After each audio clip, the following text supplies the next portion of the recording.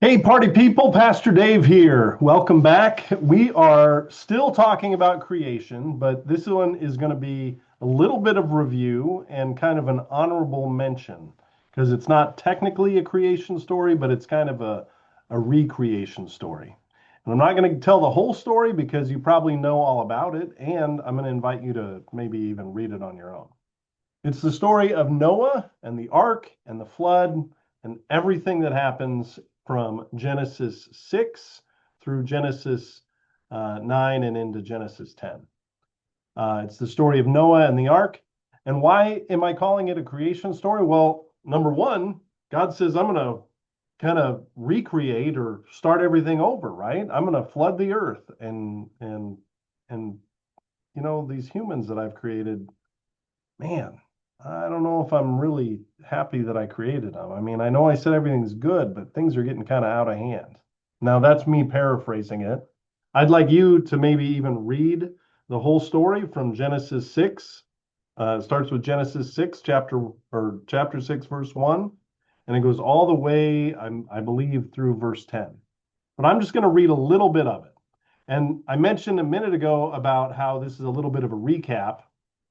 So if you remember in the 7-day creation story, God says, hey, let's make humans. Let's make them in our image or in my image, just like me. And let's give them dominion over the fish of the sea, over the birds of the air, and over the cattle, and over all the wild animals of the earth, and every creeping thing that creeps upon the earth.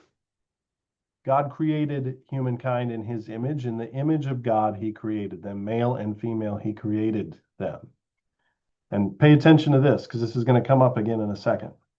God blessed them, and God said to them, be fruitful and multiply and fill the earth and subdue it, and have dominion over the fish of the sea and over the birds of the air and over every living thing that moves upon the earth. God said, see, I have given you every plant yielding seed that is upon the face of the earth, and every tree with seed in its fruit. You shall have them for food. And every beast of the earth, and to every bird of the air, and to everything that creeps on the earth, everything that has the breath of life, I have given every green plant for food. And it was so. Wow, that's what happened. That was day 6 of creation, according to that story.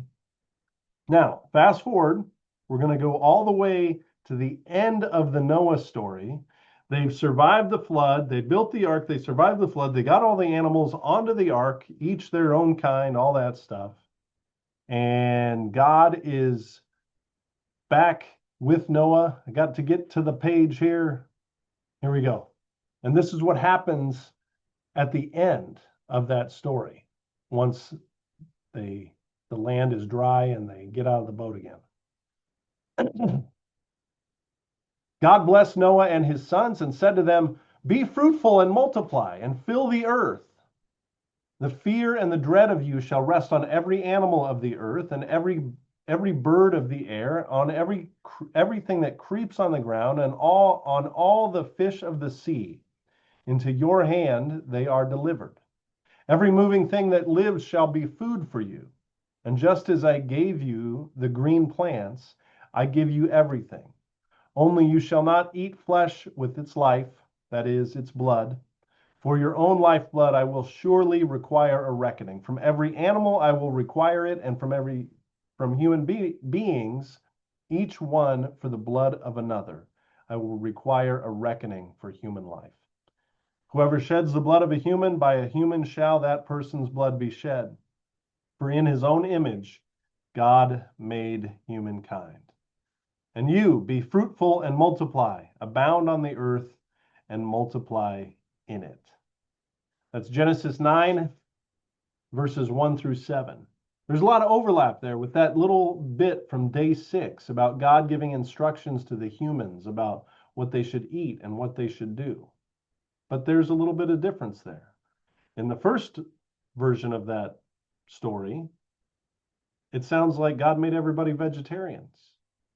And now here, God's saying, you can have a steak every once in a while. It's okay. But God still gives them responsibilities, right? We're supposed to be grateful. My boys and I and some other family members, we went deer hunting this past weekend, and we harvested and we gave thanks to God for what we harvested. An animal did have to die, but we also have to eat, and we give thanks to God for what we were able to harvest. So I'm just going to leave that there as we continue to talk about creation. But I have a couple of questions for you because I know you're eager to hear them. And the first is kind of open-ended. What is one question that you have about Noah or the ark or the flood story? And the second one's a little more specific. It's more like a what would you do situation. It's how would you respond or what would you do if someone told you that they eat a special diet because of their religious tradition, because of their faith, because of their beliefs? How would you respond, or what would you say to them if somebody said, "Hey, I don't eat that food," or "I don't eat that food"? Would it be okay with you? It's up to you. I'm curious. And if you do end up reading the Noah and the flood story, I would love it. If you have any other questions, please ask them. So that's all I got this time around. Peace out, everybody.